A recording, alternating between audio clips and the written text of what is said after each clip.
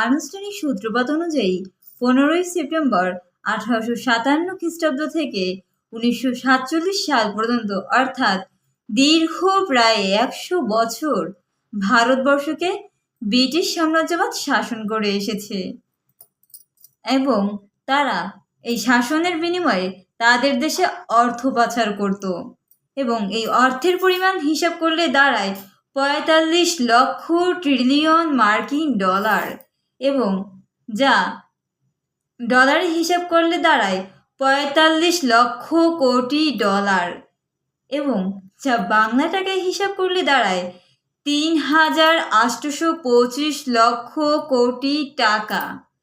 ভাবা যায়, যা প্রায় আমাদের বাংলাদেশের 638 বছরের বাজেট। এখন ব্রিটিশ সাম্রাজ্যবাদ ভারতবর্ষকে এই পরিমাণ শোষণ করার ফলে হয়তো তারা এখন ধনী একটি দেশ হিসেবে পরিচিত সারা বিশ্বের মুখে, হোয়াট এভার।